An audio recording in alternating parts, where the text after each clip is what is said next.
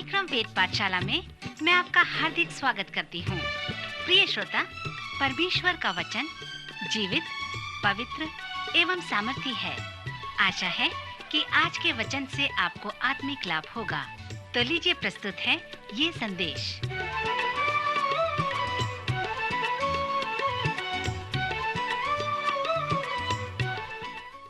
नमस्कार श्रोता मित्र, वेद पाठशाला की अगली कक्षा में आपका स्वागत है। यह संपूर्ण पवित्र शास्त्र के सर्वेक्षण की कक्षा का एक भाग है। इन दिनों में हम पौलुस प्रेरित द्वारा लिखी पत्रियों का सर्वेक्षण कर रहे हैं। आपको मैं आमंत्रित करता हूं कि आप मेरे साथ इफिसियों की पत्री को निकाल लें, जो पौलुस का आध्यात्मिक पत्री है। श्रोता, इस पत्री के पिछले 2 कक्षाओं में हमने इसके पृष्ठभूमि, परिचय और महत्व को देखा था। इसके साथ साथ मैंने आपको इस पत्री के उद्देश्य को भी बताया था कि यह पत्री बताता है कि यीशु मसीह की कलीसिया को किस प्रकार होनी चाहिए, और इस पत्री का उद्देश्य यह भी है कि वह कलीसिया को बताए कि वह मसीह में स्वर्गीय स्थानों में रहने पाए और उस स्वर्गीय स्थानों में वे उन सभी आत्मिक आशीषों को प्राप्त करें जिसके लिए वे बुलाए गए हैं। इसके साथ साथ पौलुस की ये पत्री कलीसिया के विषय में एक श्रेष्ठ ग्रंथ रत्न है। जब आप इस पत्री में कलीसिया के विषय को गंभीर रूप से पढ़ेंगे तो आप कलीसिया के साथ नहीं खेलेंगे, उसे किसी संस्थागत रूप से नहीं चलाएंगे। मित्र, पौलुस द्वारा लिखी इफिसियों की ये पत्री आपको उत्साहित करे ताकि परमेश्वर के अनुग्रह से इस पृथ्वी पर मसीह की कलीसिया उन्नति करती चली जाए। जैसे मैंने आपसे कहा था कि इस पत्री में 3.5 अध्याय शिक्षा हैं और 2.5 अध्याय प्रयोग हैं। अब मैं चाहता हूं कि आपको एक साधारण रूपरेखा दे दूं, एक शब्द का रूपरेखा, ताकि जब आप इस पत्री को पढ़ो तो आप उसका अनुसरण कर सको। मेरे रूपरेखा में 7 बातें हैं जो आपको इस पुस्तक के सर्वेक्षण को बताएंगे, क्योंकि मैंने आपसे कहा था कि यह बहुत गंभीर पत्री है। सर्वप्रथम मैं आपको उत्साहित करता हूं कि आप कुछ मनन प्रार्थना करें और जैसे इस पत्री को पढ़ते हैं तो देखें कि वह स्वर्गीय स्थानों के विषय में क्या कहता है। पौलुस ने हमें कहा है कि तुम्हें जीवित रहने के लिए मसीह में स्वर्गीय स्थानों में परमेश्वर ने तुम्हें सब प्रकार की आशीषें दी है। पौलुस कहता है कि मसीह स्वर्गीय स्थानों में विद्यमान है और यह आपके लिए संभव है कि आप उसके साथ विद्यमान रहें। पौलुस हमसे कहता है कि चर्च के द्वारा परमेश्वर के अनेक ज्ञान दुष्ट के उस आत्मिक सेनाओं पर और उसके सामर्थ पर प्रकट होते हैं। सावधान रहें, प्रत्येक चीज जो आत्मिक है वो पवित्र आत्मा नहीं है। स्वर्गीय आयाम में जितने अस्तित्व रखते हैं, जीवित रहते हैं या विद्यमान रहते हैं, वे सब अच्छे नहीं हैं। स्वर्गीय आयाम का मतलब आत्मा का संसार, आत्मिक स्वर्गीय आयाम जो संसार के लिए अनदेखा है। सो प्रत्येक जो आत्मिक है वो सब अच्छा नहीं है और प्रत्येक जो आत्मिक है वो सब पवित्र आत्मा नहीं है। पौलुस इस छोटे व गंभीर पत्री में हमसे कहता है कि कलीसिया के लिए यह परमेश्वर की योजना है कि वह मसीह में जो स्वर्गीय स्थानों में हैं वो सब इस संसार में जो दुष्ट की सामर्थ है, उसके आत्मिक सेना है, उससे परिचित रहें। स्वर्गीय परिमंडल में दुष्ट के आत्मिक सेना और संसार के अंधकार के हाकिम भरे हुए हैं। इस पत्री के 6वें अध्याय 12वें पद में पौलुस कहता है, हमारा मलयुद्ध लहू और मांस से नहीं परंतु प्रधानों से और अधिकारियों से और इस संसार के अंधकार के हाकिमों से और उस दुष्ट की आत्मिक सेनाओं से है जो आकाश में है। हमारा युद्ध आत्मिक है। यह परमेश्वर का विचार है कि स्वर्गीय स्थानों में मसीह के विश्वासी दुष्ट के आत्मिक संसार में गवाह बने। पौलुस के अनुसार प्रत्येक विश्वासी दुष्ट के आत्मिक सेनाओं और अंधकार के हाकिमों से जय प्राप्त कर ले। जैसे आप इस पत्री के प्रारंभिक पद पर विचार करते हैं तो ये भी देखें कि पौलुस परमेश्वर के प्रभुत्व के विषय में क्या कहता है। प्रथम 6 पद परमेश्वर के प्रभुत्व से संबंधित है। यहाँ पर एक दृढ़ पक्का कथन है कि परमेश्वर ने हमें जगत की उत्पत्ति से पहले चुन लिया है। मित्र, जैसे आप इस शिक्षा पर ध्यान करते हैं तो पौलुस के महत्व पर ध्यान करें। उसके कहने का मतलब यह है कि यह परमेश्वर की योजना में था कि इसके पहले कि समय प्रारंभ हो वहां पर चर्च हो। चर्च या कलीसिया शब्द का अर्थ है बुलाए हुए लोग। वे बुलाए हुए लोग ऐसे जीवन बिताएं जैसे मसीह ने जीवन बिताया। ये पवित्र जीवन बिताएं और संसार के लिए एक गवाह ठहरे। सो पौलुस कहता है कि मैं और आप जगत की उत्पत्ति के पहले चुन लिए गए हैं कि उन कार्यों को जगत के सामने करें। फिर आप अवलोकन करें कि पौलुस प्रारंभिक पदों में उद्धार के प्रक्रिया के विषय में क्या कहता है। वो कहता है, इस प्रकार तुम्हारा उद्धार हुआ है कि जब सुसमाचार प्रचार किया गया तो तुमने सत्य के सुसमाचार को सुना और तुमने सुसमाचार पर विश्वास किया और पवित्र आत्मा की छाप तुम में लग गई है।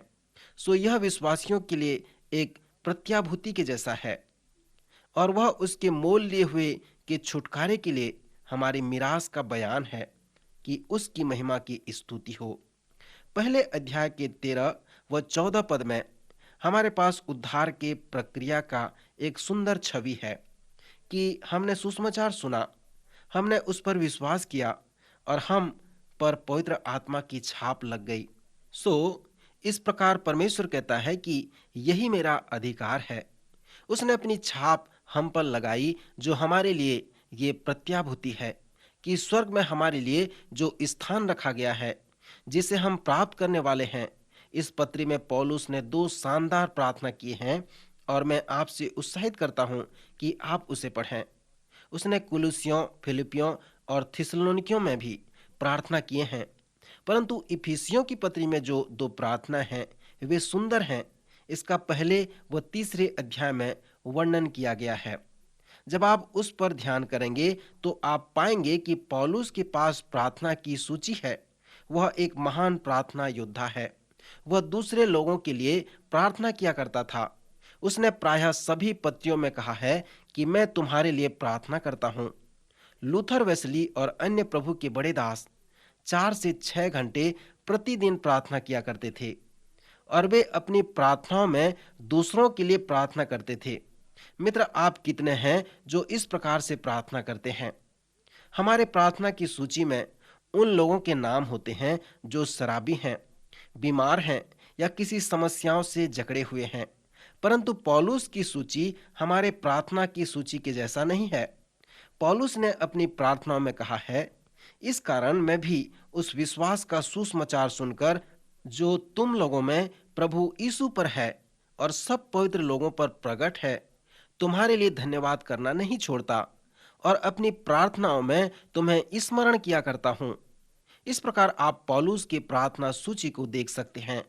जब पौलुस को इस बात का पता चलता है कि कोई वचन सुनकर यीशु मसीह के विश्वास में आता है और कोई इस पृथ्वी पर मसीह की सेवकाई में भाग लेता है, सो पौलुस कहता है कि जिस दिन से मैं वो सुनता हूं तो उनके नाम को मैं अपनी प्रार्थना सूची में प्रथम स्थान पर रखता हूं और नियमित तुम्हारे लिए प्रार्थना किया करता हूं। श्रोता, यह बहुत रोचक बात है कि हम अपनी प्रार्थना की सूची की तुलना पौलुस के साथ करें। हम खोने वालों के लिए प्रार्थना करते हैं, परंतु पौलुस जीतने वालों के लिए प्रार्थना करता है। जैसे आप पौलुस के प्रार्थना का उदाहरण करते हैं और ध्यान करें कि उसने किस प्रकार से लोगों के लिए प्रार्थना की, उसकी विनतियां क्या हैं। हम प्रार्थना करते हैं कि लोग अपनी बीमारी व समस्या से समाधान को प्राप्त कर लें, परंतु पौलुस की प्रार्थना इस प्रकार की नहीं है। उसने प्रार्थना की है कि हमारे प्रभु यीशु मसीह का परमेश्वर, जो महिमा का पिता है, तुम्हें अपनी पहचान में ज्ञान व प्रकाश की आत्मा दे। सो पौलुस जिनके लिए प्रार्थना करता था, यही चाहता था कि उन्हें परमेश्वर ज्ञान व प्रकाश की आत्मा दे और उनके मन की आंखें ज्योतिर्मय हो जाएं। इस प्रकार की प्रार्थना प्रत्येक शिक्षक के हृदय में होनी चाहिए। यदि आप एक शिक्षक हैं तो आप जानते हैं कि कब आप अपने विद्यार्थी से संपर्क कर रहे हैं और कब नहीं कर पा रहे हैं। पौलुस ने जब प्रार्थना किया है तो इस विषय को वह सुंदर रूप से समझाया है कि तुम्हारे मन की आंखें ज्योतिर्मय हों, कि तुम जान सको कि उसके बुलाने से कैसी आशा होती है और पवित्र लोगों में उसकी मिरास की महिमा का धन कैसा है और उसकी सामर्थ हमारी ओर से विश्वास जो करते हैं कितना महान है, उसकी शक्ति के प्रभाव के उस कार्य के अनुसार। सो इस प्रकार पौलुस इफिसियों के लिए प्रार्थना करता है। मित्र, यदि आप पौलुस की प्रार्थनाओं पर ध्यान मनन करते हैं तो आप आशीषित होंगे। इफिसियों के प्रथम 3 अध्याय में ध्यान करें कि पौलुस इफिसियों से क्या कहता है कि वे स्मरण करें। इन प्रथम 3 अध्याय में जो कुंजी पद है वह स्मरण करना है। पौलुस ने पहले से उन्हें बहुत कुछ सिखाया पढ़ाया था ताकि वे उन्हें स्मरण करें। उसने कहा कि तुम स्मरण करो कि पहले तुम आत्मिक रीति से मरे हुए थे। एक दिन एक व्यक्ति यीशु के पास आता है और कहता है कि प्रभु, मैं तेरे पीछे हो लूंगा, पर मेरे पिता की मृत्यु हो गई है, उसे गाड़ आऊं, फिर मैं तेरे पीछे हो लूंगा। यीशु ने उस व्यक्ति को एक कठिन वचन कहा कि तेरे पिता की तो मृत्यु हो गई है, अन्य लोग जो मुर्दे हैं वे मुर्दे गाड़ लेंगे, परंतु तू मेरे पीछे हो ले और जाकर परमेश्वर के वचन की कथा सुना। मित्र, उस व्यक्ति के लिए यीशु का यह वचन कठिन वचन था कि मरे हुओं को अपने मुर्दे गाड़ने दो। पौलुस के अनुसार कि इसके पहले कि वह इफिसियों में आया, वहां के लोग आत्मिक रूप से मृतक थे। उसने लिखा है कि तुम पहले इस संसार की रीति पर और आकाश के अधिकार के हाकिम अर्थात उस आत्मा के अनुसार चलते थे जो अब भी आज्ञा न मानने वालों में कार्य करता है। सो वह उनसे कहता है कि एक दिन तुम उसके नियंत्रण में थे, अपने शरीर की लालसाओं में दिन बिताते थे और अपने शरीर व मन की मनसाएं पूरी करते थे और स्वभाव ही से क्रोध के संतान थे। स्मरण करो कि तुम मसीह से अलग थे, तुम्हारे पास कोई आशा नहीं थी, कोई परमेश्वर नहीं था, परंतु स्मरण करो कि तुम इस रीति से अपने अपराधों के कारण मरे हुए थे, परंतु मसीह ने तुम्हें जिलाया है। पौलुस ने कहा कि जब प्रभु यीशु मसीह तुम्हारे जीवन में आया और परमेश्वर जो दया का धनी है अपने उस बड़े प्रेम के द्वारा मसीह के साथ तुम्हें जिलाया और स्वर्गीय स्थानों में उसके साथ बिठाया, सो विश्वास के द्वारा अनुग्रह ही से तुम्हारा उद्धार हुआ है और यह तुम्हारी ओर से नहीं वरन परमेश्वर का दान है, न तुम्हारे कर्मों के कारण, ऐसा न हो कि कोई घमंड करे। सो पौलुस उनसे कहता है कि स्मरण करो कि मसीह में आने के पहले तुम कैसे थे और जब मसीह तुम्हारे जीवन में आया है तो अब तुम कैसे हो गए हो। यह सत्य है क्योंकि मैं इस पत्री के इस भाग को पसंद करता हूं। यहाँ पर कोई पौलुस से प्रश्न पूछता है और इस प्रकार की आवाज निकालता है कि क्या हुआ पौलुस। तब पौलुस आत्मा की प्रेरणा से उस प्रश्न का उत्तर देता है। यहाँ पर इस पत्री के प्रायोगिक भाग में 4 अध्याय के 17वें पद में पौलुस प्रारंभ करता है। यहाँ पर वह बहुत ही सुंदर व व्यावहारिक रूप से बातों का आरंभ करता है, उसे उपयोग करता है। यहाँ पर वह मनुष्य के व्यवहार के विषय में सुंदर सच्चाई को बताता है। इस 4 अध्याय के सार को मैं समाधान या पुनर्समाधान शब्द से प्रस्तुत करता हूँ। पौलुस कहता है कि जब तुम सुबह सोकर उठते हो तो कल्पना करो कि तुम अपने निकटतम मित्र के पास जाते हो। सो एक तरह से आप अपने मित्र के पास पुराने जीवन को पहन कर जाते हो और दूसरे तरफ से आप अपने मित्र के पास अपने जीवन के नए वस्त्र को पहनकर जाते हो। सो पौलुस कहता है कि जब तुमने एक बार अपने पुराने जीवन के वस्त्र को उतार दिया और नए जीवन को पहन लिए हो तो उस पुराने मनुष्यत्व को फिर से न पहनो, परंतु नए मनुष्यत्व को पहन लो, अर्थात सब प्रकार की कड़वाहट और प्रकोप और क्रोध और कहल और निंदा सब बैरभाव समेत तुमसे दूर किए जाएं। इन सब अभिलाषाओं को अपने जीवन से उतार डालो और अपने मन में आत्मिक स्वभाव में नए बनते जाओ और नए मनुष्यत्व को पहन लो जो परमेश्वर के अनुसार सत्य की धार्मिकता और पवित्रता में सिरजा गया है। पौलुस ने क्रोध के विषय में किस प्रकार वर्णन किया है उसका बड़े ध्यान से अवलोकन करो। उसने कहा है, क्रोध तो करो पर पाप न करो। पौलुस ये नहीं कहता कि क्रोध न करो। अनेक लोग इस पद को पसंद करते हैं और कहते हैं कि क्रोध करने के लिए हमारे पास अधिकार है। परंतु पौलुस ने सचमुच में ऐसा नहीं कहा है। उसने कहा है कि जब तुम क्रोधित होते हो तो उस क्रोध के द्वारा तुम पाप न करो और सूर्य अस्त होने तक तुम्हारा क्रोध न रहे। फिर बाद में पौलुस कहता है कि क्रोध पुराने मनुष्यत्व का एक वस्त्र है, सो इसे अपने जीवन से दूर करो, उतार डालो। श्रोता, इस वस्त्र पहनने के रूपक बात में जो विषय है वो इस प्रकार है कि अपने जीवन के पुराने मनुष्यत्व को उतार डालो और नए मनुष्यत्व को पहन लो। पौलुस के अनुसार हमें फिर उस पुराने मनुष्यत्व को पहनने का कोई अधिकार नहीं है। पौलुस हमें क्रोध करने के लिए अनुमति नहीं देता। वह कहता है कि सब प्रकार की कड़वाहट, प्रकोप, क्रोध, कहल, निंदा, बैरभाव समेत तुमसे दूर किए जाएं। किसी ने कहा है कि खाली बर्तन से तेज आवाज आती है। यदि एक भरे हुए ड्रम को आप हथौड़े से मारेंगे तो धीमी आवाज आएगी, परंतु एक खाली ड्रम को यदि आप हथौड़े से मारेंगे तो तेज आवाज आएगी। इस पत्री में हमें आदेश दिया गया है कि आत्मा से भरपूर हो जाएं। जब आप आत्मा से भरपूर नहीं होंगे, जब आप खाली होंगे, तो आप चीखेंगे, सताए जाएंगे, शिकायत करेंगे और दूसरों की आलोचना करेंगे। जब मैं आत्मा से भरपूर नहीं था, तब लोग मुझसे कहते थे कि मैं अधिक शोर मचाता हूँ। परंतु जब आप आत्मा से भरपूर होते हैं, तो आप आत्मिक शोर नहीं मचाएंगे। पौलुस इस अध्याय में हमें इसी प्रकार से कहता है कि शोर न मचाएं, वरन आत्मा से भरपूर रहें। इस चौथे अध्याय में पौलुस हमसे कहता है कि यदि सूर्य अस्त होते तक हमारा क्रोध बना रहता है, तो यदि हम बनाए रखते हैं, तो हमारा क्रोध एक कीड़ा, कृमि या केंचुआ की तरह बदल जाता है और हम में दूसरों के प्रति कड़वाहट, प्रकोप बना रहता है। एक पास्टर होने के नाते मैं इस प्रकार के अनेक लोगों का परामर्श करता हूं जो अपने क्रोध को बनाए रखते हैं। एक सुंदर व अच्छी महिला थी जो दिखने में ऐसी थी कि उसके पास क्रोध का कोई समस्या नहीं है, परंतु वह मेरे पास में आई और मेरे हाथ को बाइबल में रख कर कहा कि प्रतिज्ञा करो कि किसी से नहीं कहोगे। फिर उसने कहा, मैं बहुत क्रोधित हूँ और अपने 3 वर्ष के बच्चे को क्रोध से मारना चाहती हूँ। इसके साथ साथ मुझे और भी लोगों पर क्रोध है। तब मैंने कहा, आप जितने लोगों से क्रोधित हैं उन सब के नाम लिखकर मुझे दें। उसने 35 लोगों का नाम लिखा। वो इन सभी लोगों से क्रोधित थी। मैं अपने मित्र की सहायता से उस स्त्री का परामर्श किया ताकि वह अपने क्रोध की समस्या से छुटकारा प्राप्त कर सके। धीरे धीरे वह इन सब क्रोध से छुटकारा प्राप्त कर सकी।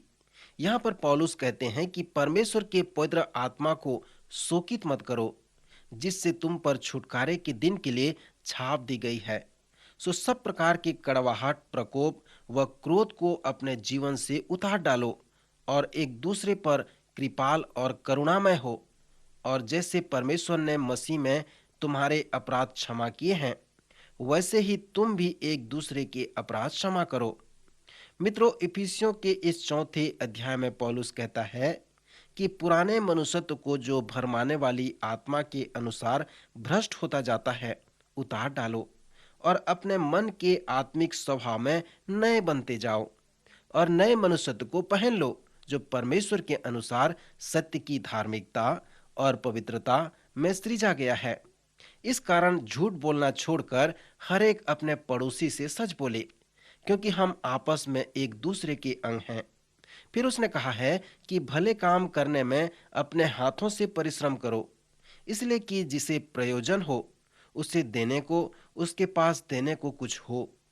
कोई गंदी बात तुम्हारे मुंह से न निकले, पर आवश्यकता के अनुसार वही जो उन्नति के लिए उत्तम हो, ताकि उससे सुनने वालों पर अनुग्रह हो। दूसरों के साथ वार्तालाप करने की जो क्षमता है वो एक महान आत्मिक वरदान है। जिस प्रकार मनुष्य वार्तालाप करता है, उस प्रकार कोई पशु वार्तालाप नहीं करता। इस तरह से हम जानते हैं कि हम परमेश्वर के स्वरूप व समानता में बनाए गए हैं। पौलुस कहता है कि वार्तालाप करना आपके लिए एक अवसर है कि आप दूसरे व्यक्ति के उन्नति के लिए करते हैं, ताकि उसके द्वारा सुनने वाले पर अनुग्रह होता है। नए मनुष्यत्व को पहनने के विषय में बताने के बाद पौलुस कहता है कि आप इस प्रकार चलो।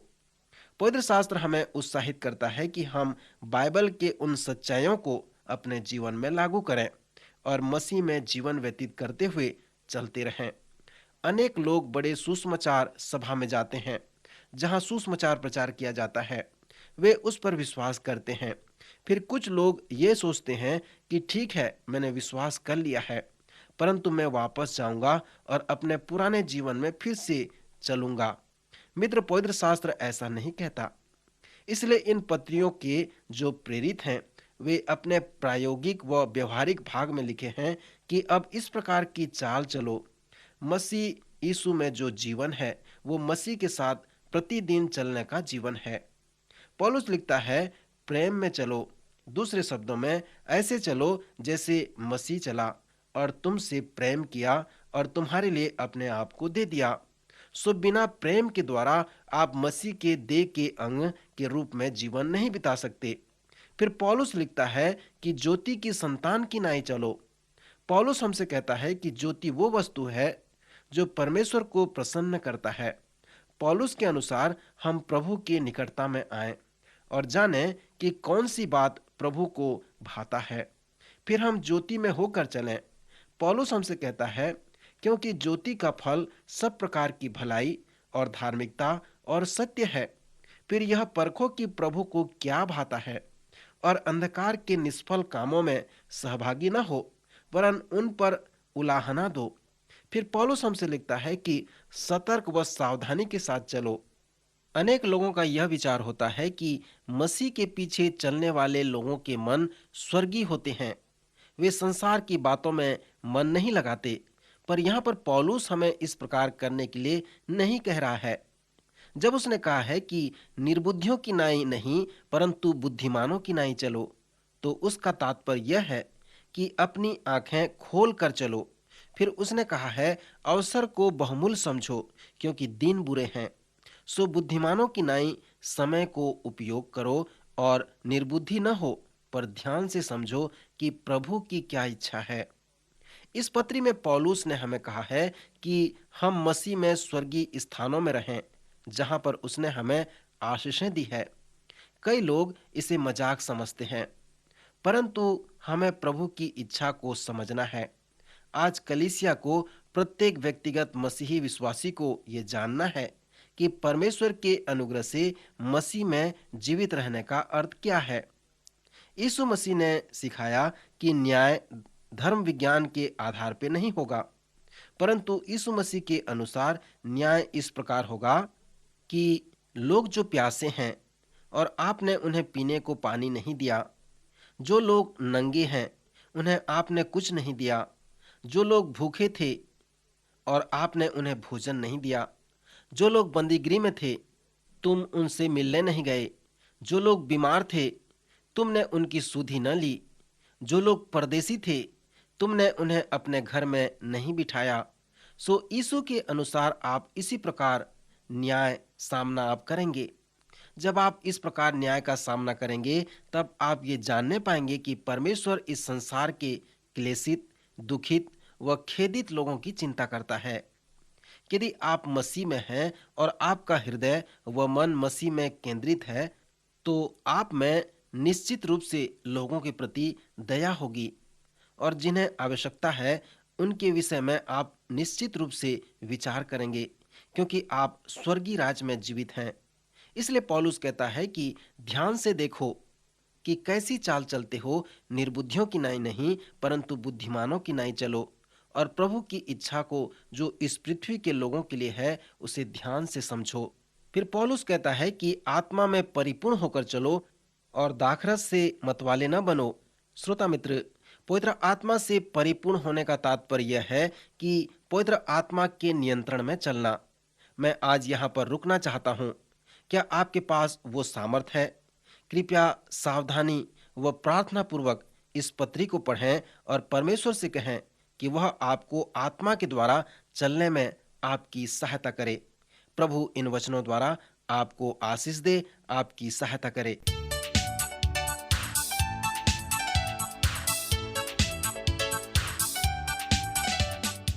आज का कार्यक्रम सुनने के लिए हम आपको धन्यवाद देते हैं। श्रोताओ, आत्मिक विषय से संबंधित कोई सवाल आपके मन में है तो आप अपने सवालों का जवाब इस पते पर प्राप्त कर सकते हैं। हमारा पता है कार्यक्रम Ved Pathshala, radio Vishwavani, post box number 317, Lucknow 226001, Uttar Pradesh. पता एक बार फिर सुन लीजिए।